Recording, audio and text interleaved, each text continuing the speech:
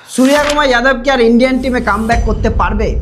তুই ইমাজিন কর, তুই একজন ইন্ডিয়ান ক্যাপ্টেন, তুই সেখানে আসলি, ওয়ার্ল্ড কাপ জিতলি, as a captain world cup জিতলি, নেক্সট ম্যাচে তোকে বসিয়ে দেওয়া হলো। মানে আমার শুধু next match, the very next match, literally আমার রিঅ্যাকশন শুধু একটাই হবে, মাথাটা নিচু করে আমি শুধু ভাববো যে কি হলো। তুই কি করবি এখানটায় বল? সেটাই। তাহলে সূর্যকুমার যাদবকে কিন্তু যে লাস্ট ম্যাচ ওয়ার্ল্ড কাপ জিতে এসছে তারপরে বসিয়ে দেওয়া হয়েছে, এমনকি ক্যাপ্টেন্সিও না, তার সাথে সাথে কিন্তু তার টিমের মধ্যে জায়গাও কিন্তু সে পায়নি। মানছি রিসেন্ট পাস্টে তার রেকর্ড খুব একটা ভালো ছিল না, টি-20তে লাস্ট আইপিএল এর পর থেকে কিন্তু সেরকমভাবে পারফরমেন্স ছিল না, কিন্তু যদি আমরা ধরি এখানে যে তার ক্যাপ্টেন্সি রেকর্ড, তাহলে কিন্তু আশেপাশেও ধারে কাছেও কেউ নেই।